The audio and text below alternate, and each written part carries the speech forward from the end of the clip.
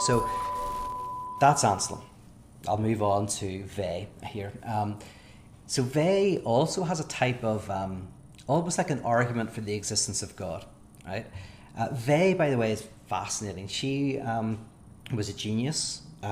She graduated from top school in Paris the same year as, I think, Simone Beauvoir and Jean-Paul Sartre. And I can't quite remember, but I think she came first in the final exam, or maybe second to Sartre. But she was in that elite group of thinkers coming out of France at the time, and they all spoke of her as being this phenomenal thinker, but also this incredible spirit, this incredible individual.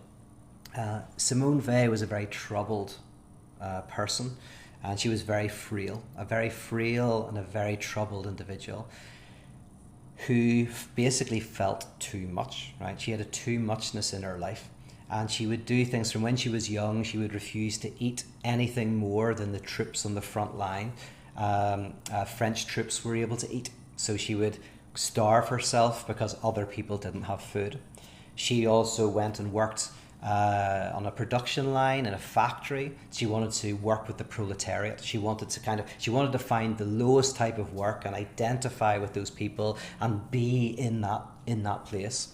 But she was kind of really bad at it. she was very clumsy and a weak individual. And then she was also with the resistance, and she wanted all of the dangerous jobs. I mean, and they wouldn't send her on them because she wasn't very good with a gun and stuff. But she would throw herself in. She felt everything so deeply.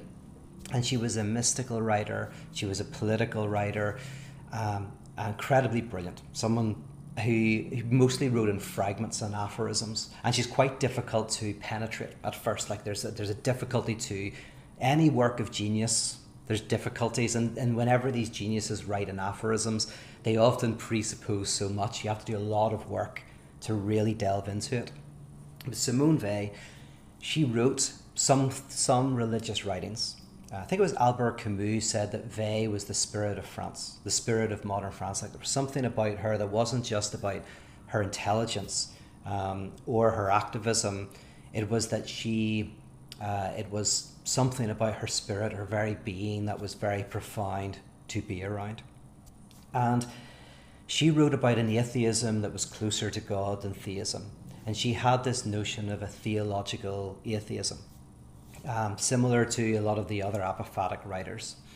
But her kind of like weird, you wouldn't even call it a proof for the existence of God, but it's kind of almost that, is, some of you will have heard me talk about her before on this parable, but she asked the question, what does a miser lose when he loses his treasure? And she's probably referring to Aesop's fable, where a miser has treasure at the bottom of the garden, and every week goes to his treasure, digs it up, counts it, and then reburies it, and does this every week. But after a few years, a thief notices this, spies on him, realizes that there's treasure buried under the tree, and then one evening steals it. The next day, the miser goes to the tree, and instead of finding the treasure, there's just a hole. And he starts to cry and wail. And one of his neighbours comes and says, "What's wrong?" And the miser says, "My treasure, it's stolen." And the neighbour says, "What, you buried treasure here?" I said, "Yeah." I said, "Well, did you ever spend it?" "Oh, no. You never used it?" "No, never used it. Never do that." "What did you do?" "Well, I just counted it every week." And so the neighbour picked up some stones and threw them in the hole and says, "Well, then count them. It'll do you as much good," right? And so when Simone Weil says, what does the miser lose when he loses his treasure? Is like you're going, well, the miser is crying. The miser is upset. But what's he upset for? Because he never used the treasure, right? He never used it. He just counted it. And Weil says basically, what we see in this is a deep insight into the nature of desire, right? Simone Weil was very like the canonical psychoanalyst. She was a great perceiver of human experience. And she realized that desire is a type of concretization of nothingness. Desire is fueled by not having, right? There's a certain lack that fuels our desire, but it's not complete lack. There has to be some object that we're drawn to, and we navigate the space of having and not having with desire. And Weil says that what this miser, Aesop's miser, did was basically find a type of quantum superpositioning between having and not having, between presence and absence. If the miser didn't have the money, he wouldn't be happy. If the miser had the money and just spent it on stuff, he would get things but wouldn't have that profound pleasure he gets from the treasure being at the bottom of the garden. So this miser had found a way to create a undecidability, a quantum duality, and live within it. But the problem, of course, is it was an unstable duality, and it crunches into a position, right? And this position was it was stolen. The other position would have been, no, he actually used the money and spent it. Well, Simone Weil says that kind of this is a deep insight into the nature of reality itself, that there has to be some spacing within reality for life and being to come up to the surface. Now, of course, you're going to hear resonances of quantum mechanics here, right? But she says that in a way, there's something, it's not just about how we desire in everyday life. That says something about the nature of reality itself.